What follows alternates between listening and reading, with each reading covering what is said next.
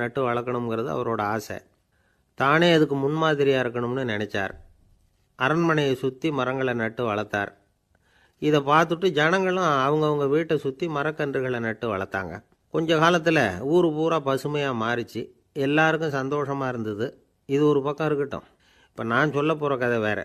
அதாவது அந்த ராஜா ஒரு நாள் தன்னுடைய அரண்மனையை சுற்றி இருக்கிற விதவிதமான மரங்களை எல்லாம் போய் பார்த்தார். எப்படி இருக்கிறீங்க அப்படின்னு ஒவ்வொரு மரத்துக்கிட்டையும் விசாரித்தாராம். எந்த மரமும் சந்தோஷமாக இருக்கிறதா தெரியல. அதுக்கும் மனசில் ஒரு குறை.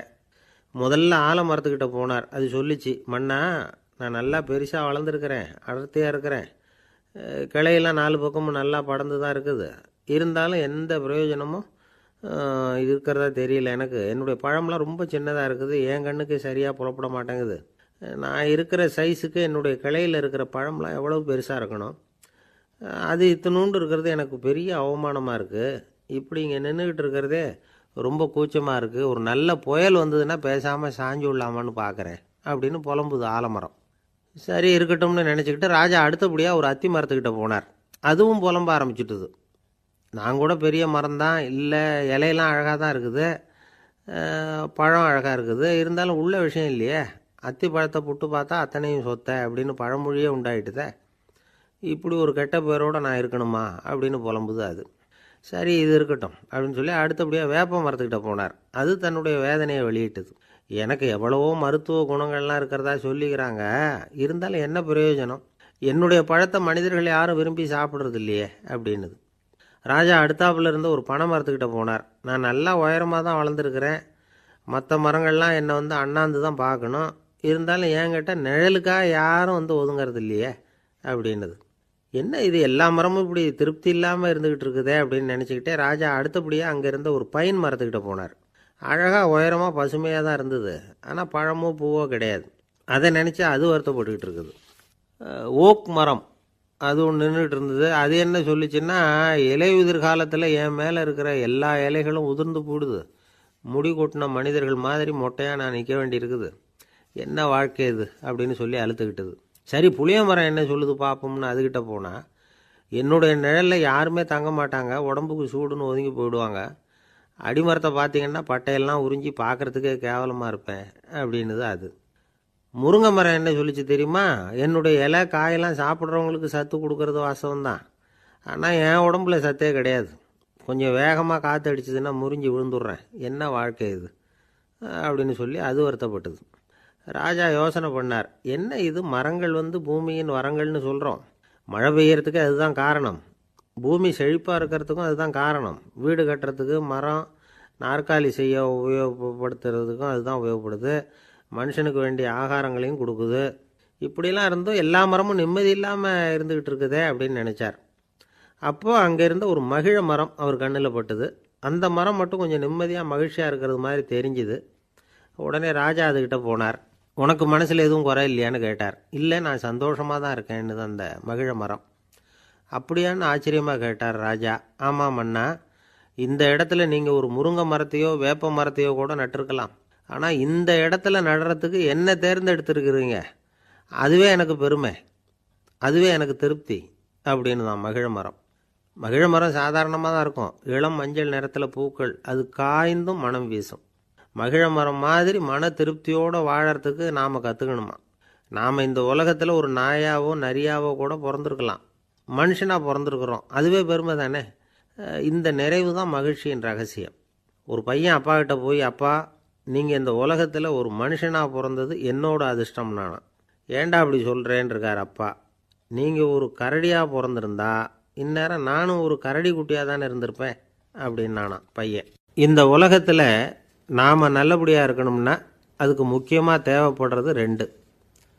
ஒன்று செல்வம், இன்னொன்று அறிவு. சரி இது 2ல் சிறந்தது எது அப்படின்னு ஒரு கேள்வி கேட்டால் என்ன பதில் சொல்கிறது? இதே கேள்வியை ஹஸ்ரத் அலி அவர்கள்கிட்ட கேட்டாங்களாம். அவர் ஒரு பெரிய அறிஞர். கேள்வி கேட்டவங்களும் சாதாரண ஆட்கள் இல்லை, இவங்களும் அறிஞர்கள். ஒரு நாள் ஹஸ்ரத் அலி அவர்கள்கிட்ட 10 அறிஞர்கள் வந்தாங்களாம். ஐயா நாங்கள் 10 பேரும் உங்ககிட்ட ஒரே கேள்வியை தான் கேட்க வந்திருக்கிறோம், ஆனால் எங்கள் 10 பேருக்கும் நீங்கள் தனித்தனியாக பதில் சொல்ல முடியுமா அப்படின்னு கேட்டிருக்காங்க.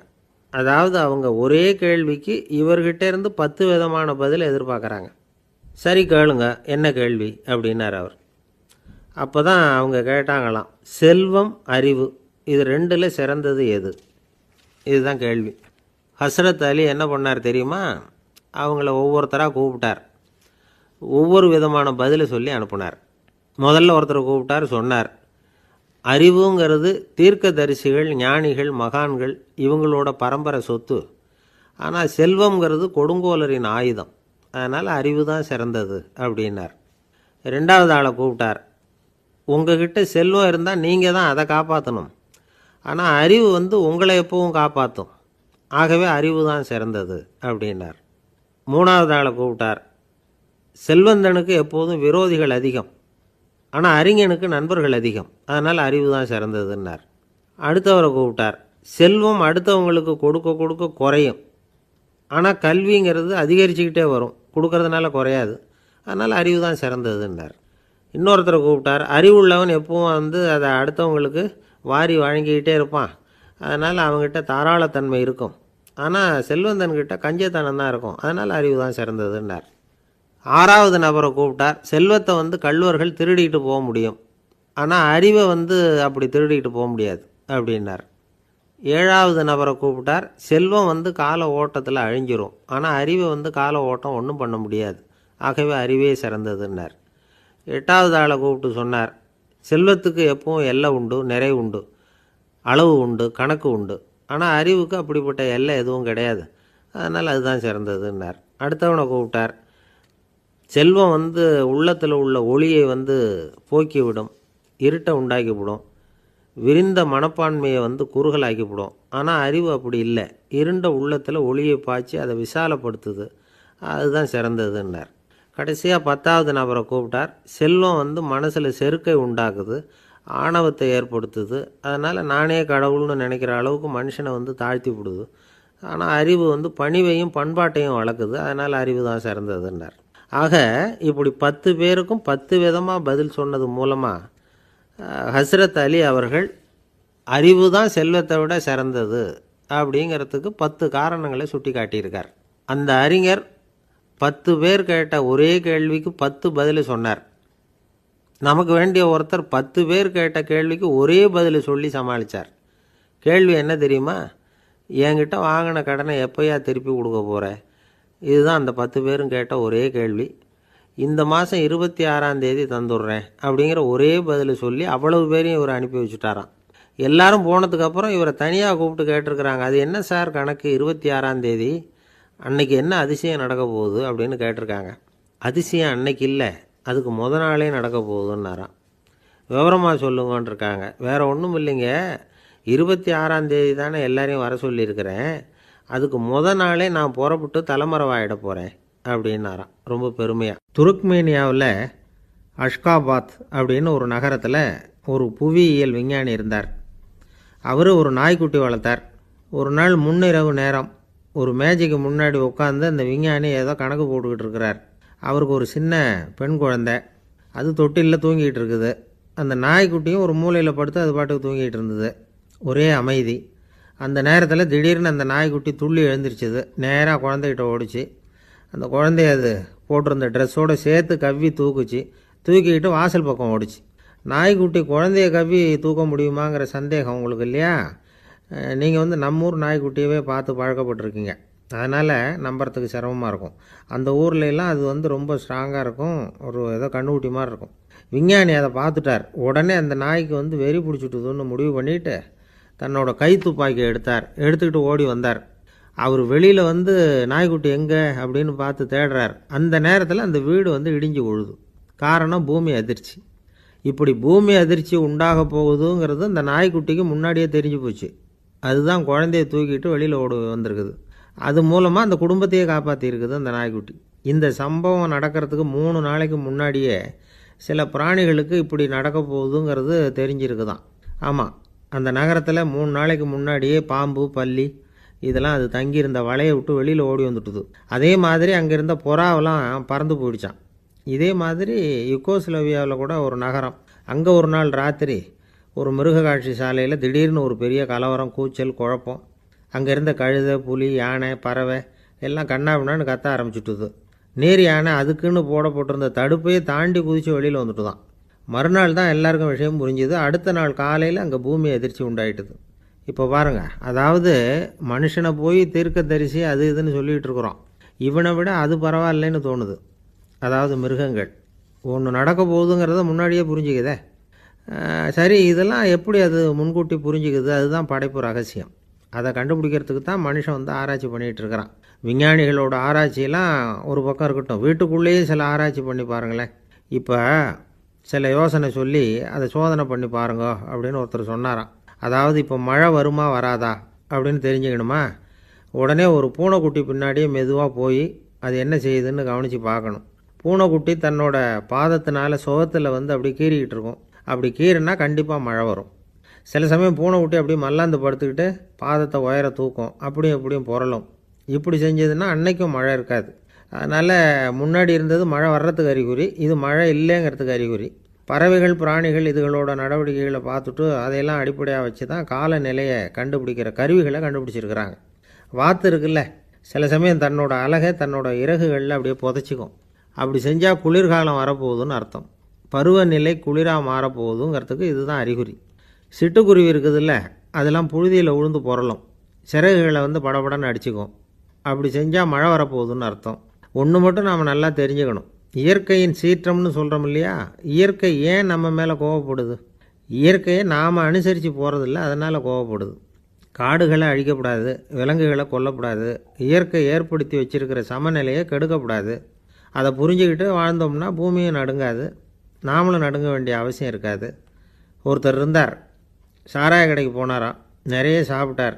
அப்புறம் சொன்னார், இது ரொம்ப அற்புதமான சரக்கு போல் இருக்குது, உள்ளே போன உடனே இந்த பூமியே நடுங்கிறது மாதிரி இருக்குது எனக்கு அப்படின்னாராம்.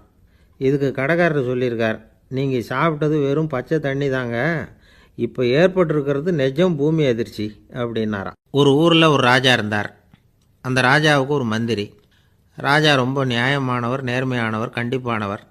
தப்பு செய்கிறது யாராக இருந்தாலும் தண்டனை கொடுப்பார். வேண்டியவங்களுக்கு ஒரு நியாயம், வேண்டாதவங்களுக்கு ஒரு நியாயங்கிறதெல்லாம் அவர்கிட்ட கிடையாது. ஒரு சமயம் அரசவையில் அந்த அமைச்சரே வந்து விதிமுறைகளுக்கு புறம்பாக ஏதோ நடந்துக்கிட்டு இருக்கார். மன்னருக்கு கோபம் வந்துட்டுது. உடனே அந்த அமைச்சரை கிட்டத்தில் கூப்பிட்டு அவர் கன்னத்தில் ஓங்கி ஒரு அறை கொடுத்துட்டாராம். உடனே அந்த அமைச்சர் என்ன பண்ணார் தெரியுமா, நேராக போனார், அங்கே நின்றுக்கிட்டு இருந்த இன்னொருத்தர் கன்னத்தில் ஓங்கி அரைஞ்சார். அறை வாங்கினவர் திகைச்சு போயிட்டார். இவர் ஏன் நம்மளை வந்து அரைகிறார் அப்படின்னு யோசனை பண்ணார். மன்னரும் திகைச்சு போயிட்டார். நாம் இவரை அரைஞ்சா அதுக்காக இவர் போய் இன்னொருத்தரை அரையணுமா அப்படின்னு யோசனை பண்ணார். இவருக்கு என்ன பைத்தியமானு கூட நினைக்க ஆரம்பிச்சிட்டார்.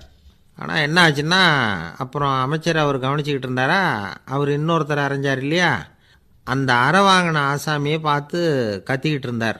யார்? அமைச்சர். ஏன்பா என்கிட்ட அறையை வாங்கிக்கிட்டு இப்படி விவரம் இல்லாமல் நின்றுக்கிட்டு இருக்கிறியே, நான் உனக்கு கொடுத்ததை நீ வேற யாருக்கிட்டையாவது கொடுத்துரு அப்படின்னார். உடனே அந்த ஆள் பார்த்தான், தனக்கு அடுத்தபடியாக நின்றுக்கிட்டு இருந்தவனை ஓங்கி ஒரு அறை அரைஞ்சான். அவன் கன்னத்தை தடவிட்டே யோசனை பண்ணான். இது ஏதோ புரிஞ்சுக்கிட்ட மாதிரி அடுத்தாப்பில் நின்றுக்கிட்டு இருந்தவனை அரைஞ்சான். இப்படி இந்த அறை வந்து மாறி மாறி போய்கிட்டே இருக்குது. ஊர் பூரா பிரயாணம் பண்ண ஆரம்பிச்சுட்டுது.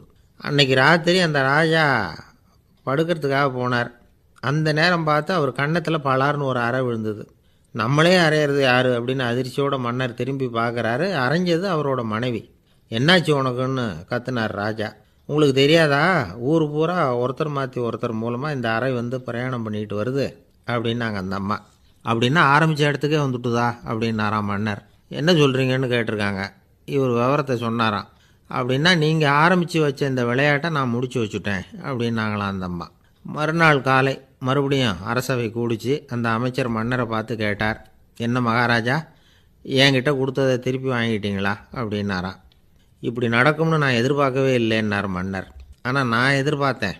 அது எங்கே போயிட போகுது, ஊர் பூரா சுற்றி கடைசியில் உங்ககிட்ட தான் வந்து சேரும் அப்படிங்கிறது எனக்கு தெரியும் அப்படின்னாராம் அமைச்சர். இந்த கதை வந்து வேடிக்கையாக இருந்தால் கூட இதில் உள்ள கருத்து முக்கியமானது. இந்த உலகத்தில் பல கருத்துக்கள் இப்படி தான் மாறி மாறி சுற்றி வந்துக்கிட்டே இருக்குது. நம்மால் ஒருத்தன் தன்னுடைய நண்பன் ஒருத்தனை கடத்தெருவில் பார்த்தான். உடனே ஓடி போய் பலார்னு ஒரு அறை கொடுத்தானா. அவன் கன்னத்தை தடவிட்டு ஏன்டா என்ன அரைஞ்சேன்னு கேட்டிருக்கான். நீ ஏன்டா என்னை முட்டாள்னு என் மனைவிட்ட போய் சொன்னேன் அப்படின்ட்டுருக்கான் அவன். உன்னை ஒரு முட்டாள்னு சொன்னதுக்காகவா நீ என்ன அரைஞ்ச அப்படின்னு கேட்டிருக்கான் இவன். டேய், நான் அதுக்காக அறையலப்பா, அது ஒரு பெரிய ரகசியம். நான் முட்டாளுங்கிறது அந்த ரகசியத்தை நீ ஏன் எங்கள் வீட்டில் போய் சொன்னேன், அதுக்காக தான் அரைஞ்சேன் அப்படின்னு நான் அவன். பக்தின்னு சொல்கிறோம் இல்லையா, அது 3 வகைப்படும் அப்படிங்கிறார் ஒரு பெரியவர்.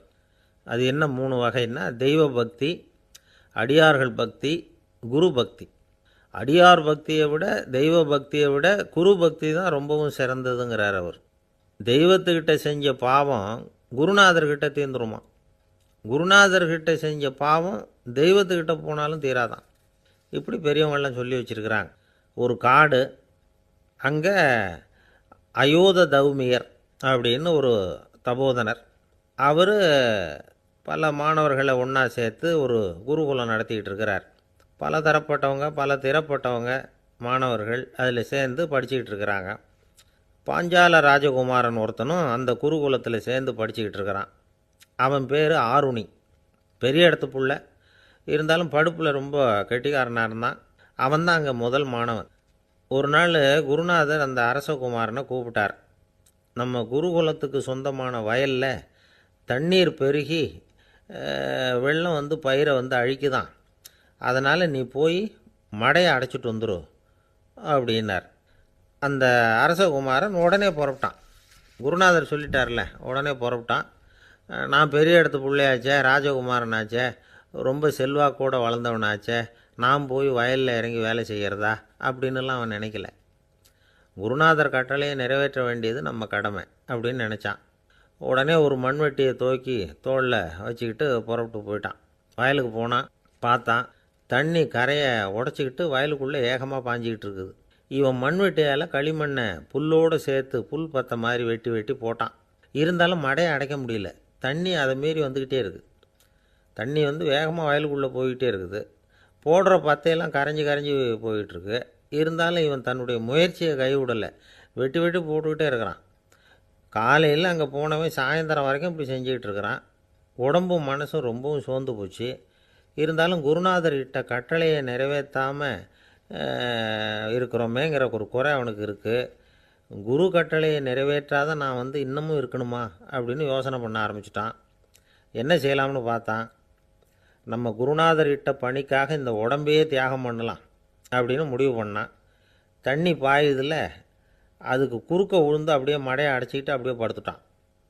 இது மற்றவங்களுக்கு தெரியாது. அன்னைக்கு ராத்திரி ஒரு விளக்கு முன்னாடி உட்காந்து குருநாதர் பிள்ளைங்களுக்கு பாடம் சொல்லி கொடுத்துக்கிட்டு இருக்கிறார். முதல் வரிசையில் இருக்கக்கூடிய ராஜகுமாரனை காணலை. நம்ம ஆருணி எங்கே போனா அப்படின்னு சொல்லி மற்ற மாணவர்களை விசாரித்தார். இப்போ அவங்க சொன்னாங்க, சுவாமி அவன் காலையில் வயலுக்கு மடையை அடைக்கிறதுக்காக போனான், நீங்கள் தான் போக சொன்னீங்க, இன்னும் திரும்பி வரல அப்படின்னு ஒரு பையன். குருநாதர் உடனே ஒரு தீவெட்டி எடுத்துக்கிட்டு மாணவர்களை அழைச்சிக்கிட்டு வயலுக்கு போனார். அங்கே போய் பார்த்தா ஆளை காணும். ஆருணி ஆருணின்னு சொல்லி சத்தம் போட்டு கூப்பிட்டு பார்க்குறார். நான் இங்கே இருக்கேன் குருநாதா அப்படின்னு காலுக்கு அடியிலேருந்து ஒரு சத்தம் வருது. குனிஞ்சு பார்த்தா அவன் மடையில் படுத்துருக்கிறான். என்னப்பா இதுன்னார். காலையிலேருந்து இந்த மடையை அடைச்சி பார்த்தேன் சுவாமி, முடியல, அதனால் இப்படி குறுக்க படுத்துட்டேன். என்னை தாண்டறதுக்கு பயந்து போய் தண்ணியே தேங்கி நின்றுட்டுது அப்படின்னா. அவனுடைய குரு பக்தியையும் அவனை தாண்டறதுக்கு அஞ்சு நிற்கிற தண்ணி தேக்கத்தையும் பார்த்துட்டு எல்லாரும் ரொம்ப ஆச்சரியப்பட்டு போயிட்டாங்களாம். ஆருணி எழுந்திரிச்சு வா அப்படின்னு கூப்பிட்டாரான் குருநாதர். அவன் தண்ணீரை பொழந்துக்கிட்டு எழுந்திரிச்சு வந்தானான். அதனால் அவனுக்கு உத்தாலகன் அப்படின்னு ஒரு பேர். உத்தாலகன்னா தண்ணீரை பிளந்தவன் அர்த்தம். அந்த உத்தாலகன் மாதிரி இந்த காலத்து மாணவர்களுக்கும் குரு பக்தி வேணும் அப்படின்னு சொன்னோம் ஒரு பள்ளிக்கூடத்தில். உடனே நிறைய மாணவர்கள் எழுந்திரிச்சு நின்னாங்க. சார், நீங்கள் எங்களை இன்னமும் சரியாக புரிஞ்சுக்கலன்னு நினைக்கிறோம். அன்னைக்காவது ஒருத்தன் அப்படி இருந்தான், இன்றைக்கி ஏகப்பட்ட உத்தாலகர்கள் இருக்கிறோம். எங்கள் வாத்தியார் கட்டளை இட்டால் இப்போவே அது மாதிரி வயலுக்கு போய் மடையில் குறுக்கப்படுத்துக்கிறதுக்கு இந்த வகுப்பில் உள்ள அத்தனை பேரும் தயாராக இருக்கிறோம் அப்படின்னாங்க. அப்படியா அப்படின்னு சொல்லி கேட்டோம் ரொம்ப சந்தோஷமாக. ஒருத்தன் ரொம்ப அடக்கமாக எழுந்திரிச்சான். அப்புறம் சொன்னான், ஆமாம் சார், வகுப்பில் இவர் நடத்துகிற பாடத்தை கேட்டுக்கிட்டு இருக்கிறத விட பேசாமல் போய் மடையில் படுத்துடுறது ஒன்றும் கஷ்டமான காரியமாக இருக்காது, அதனால தான் எல்லோரும் அங்கே போகிறேன்னு சொல்கிறோம் அப்படிங்கிறான். ஒரு இலக்கிய கூட்டம் ஏற்பாடு பண்ணியிருக்கிறோம், நீங்கள் அவசியம் அதில் பேசணும் அப்படின்னு கேட்டுக்கிட்டார் ஒருத்தர். வேணாங்க, 4 பேருக்கு முன்னாடி நிற்கிறதுனா எனக்கு ரொம்ப கூச்சமாக இருக்கும் அப்படின்னாரு இவர்.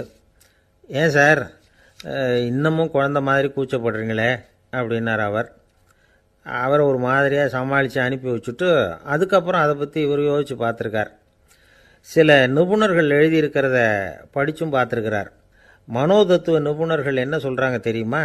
10-20% குழந்தைகள் பிறக்கிறப்பவே கூச்ச சுபாவம் கொண்டதாக தான் இருக்குதான். ஒரு தாத்தா தன்னோட பேர பிள்ளைய ஆசையாக கூப்பிடுறார் விளையாட்டு காட்ட, அதை அழுதுகிட்டு ஓடி போகுது. ஒரு அம்மா தன்னோட பிள்ளைய பள்ளிக்கூடத்தில் சேர்க்கறதுக்காக கூப்பிட்டுக்கிட்டு போகிறாங்க. அந்த புள்ள அம்மாவோட முந்தானையில் ஒளிஞ்சிக்கிட்டு வெளில வரமாட்டேங்குது. இவங்களெல்லாம் எப்படி சமாளிக்கிறது? குழந்தைகளோட கூச்ச சுபாவத்தை போக்குறது எப்படி? இதுக்கு நிபுணர்கள் சில யோசனைகளை சொல்லியிருக்கிறாங்க. மற்றவங்களுக்கு முன்னாடி என் பையனுக்கு கூச்சம் ரொம்ப அதிகம் சார், மற்றவங்க பார்த்தா ரொம்ப வெக்கப்படுறான், இப்படி சொல்கிற அப்பாக்கள் உண்டு. என் பையன் புது மனுஷால பார்த்தா அட்டையாக ஒட்டிக்குவான் சார் அப்படின்னு சொல்கிற அப்பாக்களும் உண்டு. இப்படிலாம் குழந்தைகளுக்கு முத்திரை குத்துறது ரொம்ப தப்பான். புதுசாக யாராவது வீட்டுக்கு வந்தால் குழந்தை தானாக தன்னோட கூச்சத்தையும் பயத்தையும் போக்கிக்கிட்டு சகஜமாக மாறி வர்றதுக்கு வாய்ப்பு கொடுக்கணுமா. ஒரு கூட்டத்துக்கோ அல்லது சொந்தக்காரங்க கல்யாணத்துக்கோ குழந்தைய அழைச்சிட்டு போகிறீங்க, அங்கே போய் கட்டாயப்படுத்தி குழந்தைய மற்றவங்க கிட்ட பேச சொல்லக்கூடாது. சில சமயம் குழந்தை தானாக தன்னுடைய கூச்ச சுபாவத்தை விட்டு பேசுகிறதுக்கு முன் வந்தால் அதை பாராட்டணும். குழந்தை கலகலப்பு இல்லாமல் மௌனமாக இருந்ததுன்னா அதையும் கண்டுக்கக்கூடாது. குழந்தை பேச ஆரம்பித்தா அதை ஆர்வத்தோடு கவனிக்க தெரியணும். கலந்து உரையாடுற பழக்கத்தை வீட்லேயே ஆரம்பிக்கலாம். கேட்டதுக்கு பதில் சொல் அப்படின்னு நீங்கள் அதிகாரம் பண்ணிகிட்டு இருக்கக்கூடாது. அது குழந்தைக்கு பேசுகிற சந்தர்ப்பத்தை குறைச்சிருமா. இப்போ நாம் அதிகாரம் பண்ணால் கேலி செய்கிற பழக்கம் குழந்தைகளை ரொம்ப பாதிச்சிருமா. பெரியவங்களானதுக்கு அப்புறமும் சில பேர் கூச்சத்தோடவும் பயத்தோடவும் இருக்கிறதுக்கு இதுதான் காரணம். சின்ன வயசில் அவங்கெல்லாம் ஏதாவது கேலிக்கு ஆளாகி இருப்பாங்க. ரெண்டாவது குழந்தை மூத்த குழந்தைய கேலிக்கு ஆளாகிற சந்தர்ப்பங்களை கண்டு கேலி பண்ணினா அது இளம் நெஞ்சங்களை விட்டு நீங்கிறதே இல்லையா. எப்பவும் குழந்தையோட நடை உடை பாவனைகளை பற்றி சொல்லிக்கிட்டே இருக்கக்கூடாதான். அதுவே கூச்ச சுபாவத்தை கொண்டுட்டு வந்துடுமா. அப்பா எங்கேன்னு யாராவது கேட்டால் இது மாதிரி இன்ன காரியத்துக்காக வெளியில் போயிருக்கார், இத்தனை மணிக்கு திரும்பி வருவார் அப்படின்னு சொல்கிற அளவுக்கு குழந்தைகளை பழக்கப்படுத்தி வைக்கணும். ஃபோன்லேயே யாராவது விசாரித்தா கூட இது மாதிரி பதில் சொல்லு அப்படின்னு சொல்லணும். சின்ன சின்ன மீட்டிங்கில் 4 வார்த்தை பேச தயார் பண்ணலாம். ஒரு கடையிலையோ அல்லது ஹோட்டல்லையோ ஏதாவது விவரம் கேட்கணும்னா உங்கள் குழந்தைய தைரியமாக அனுப்புங்க. குழந்தைகள் பணிவாகவும் பொறுமையாகவும் விவரம் கேட்குறப்போ கூச்ச சுபாவம் தானாக போயிடும். சின்ன வயசுலேயே இப்படிலாம் பழக்கப்படுத்தினா தான் வருங்காலத்தில் தைரியமாக இந்த சமுதாயத்தில் வாழ முடியும். இல்லைன்னா 60 வயசுலேயும் அடுப்பங்கரையை விட்டு வெளில வர்றதுக்கு கூச்சப்பட்டுக்கிட்டு தான் இருக்க வேண்டியிருக்கும். இந்த காலத்து பிள்ளைங்க எவ்வளவோ பரவாயில்ல, எதுக்கும் தயங்குறதில்ல, கூச்சப்படுறதில்ல. ஒரு அம்மா அடுப்பங்கரையிலேருந்து சத்தம் போட்டாங்க, டேய் ராமு, தயவு பண்ணி அந்த டிவியை நிறுத்துறா, அந்த பெண்ணோட குரல் மகா மோசம், அடுப்பங்கரையில் இருக்கிற என்னாலேயே அதை சகிச்சிக்க முடியல அப்படின்னாங்களாம். உடனே பையன் கொஞ்சம் கூட தயங்காமல் பதில் சொல்கிறான், அம்மா இந்த குரல் டிவியிலேருந்து வரல, எதிர்த்த விட்டு மாமி தான் இங்கே வந்திருக்கிறாங்க, அவங்க தான் இப்போ என்னோட பேசிக்கிட்டு இருக்கிறாங்க அப்படின்னு. ஐயா, உங்கள் பேரை தொடர்ந்து தினம் கேட்டுக்கிட்டு இருக்கிறேன் அப்படின்னார் ஒருத்தர். தொடர்ந்து கேட்குறீங்களே, உங்களுக்கு காது வலிக்கலையா அப்படின்னு கேட்டோம். பேசுகிற உங்களுக்கே வாய் வலிக்கலை அப்படிங்கிறப்போ கேட்குற எங்களுக்கு எப்படி காது வலிக்கும் அப்படின்னார். நம்ம உடம்புல ஒரு அதிசயம் என்ன தெரியுமா? ரொம்ப நேரம் நாம் நடக்கிறோம்னு வச்சுக்கோங்க, கால் வலிக்கும். ரொம்ப நேரம் வேலை செஞ்சால் கை வலிக்கும், உடம்பு வலிக்கும். ரொம்ப நேரம் பார்த்துக்கிட்டே இருந்தால் கண்ணு வலிக்கும். ரொம்ப நேரம் பேசிக்கிட்டே இருந்தால் வாய் கூட வலிக்கும். ஆனால் ரொம்ப நேரம் கேட்டுக்கிட்டே இருக்கிறதுனால காது வலிக்கிறது இல்லை. அதனால் கேட்கறதுக்கு முக்கியத்துவம் கொடுத்தாங்க நம்ம பெரியவங்க. திருவள்ளுவர் தேவையில்லாமல் வார்த்தைகளை உபயோகப்படுத்த மாட்டார்.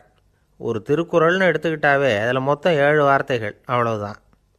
அப்படி 7 வார்த்தைகள் மட்டுமே உள்ள ஒரு திருக்குறளில் வள்ளுவர் ஒரே வார்த்தையை 5 தடவை உபயோகப்படுத்தியிருக்கிறார், திரும்ப திரும்ப பயன்படுத்தியிருக்கிறார். அப்படின்னா அதை எந்த அளவுக்கு வலியுறுத்தி சொல்கிறார் அப்படிங்கிறத நாம் புரிஞ்சுக்கணும். அது என்ன குறள்? செல்வத்துள் செல்வம் செவிச்செல்வம், அச்செல்வம் செல்வத்துள் எல்லாம் தலை. செவிச்செல்வம்ங்கிறது அவ்வளவு முக்கியமானது. கற்றலின் கேட்டல் நன்று. அதிகம் கேட்கணுங்கிறதுக்காகத்தான் எவ்வளவு கேட்டாலும் காது வலிக்கிறதில்ல. குறைச்சலாக பேசணும், அதிகமாக கேட்கணும். இன்னொரு விஷயம் கவனிங்க, நம்ம உடம்பில் கண்ணுக்கு மூடி இருக்குது, எதையாவது நாம் பார்க்க விரும்பலைன்னா உடனே கண்ணை மூடிக்கலாம். நம்ம வாய்க்கு மூடி இருக்குது, பேச விருப்பம் இல்லையா, வாயை மூடிக்கலாம். மூக்குக்கு கூட மூடிக்கிற வசதி இருக்குது. எதையாவது முகர விருப்பம் இல்லையா, மூச்சை அடக்கிக்கலாம். ஆனால் பாருங்கள், காதுக்கு வந்து மூடி கிடையாது. அதை கையால் தான் மூட முடியும்.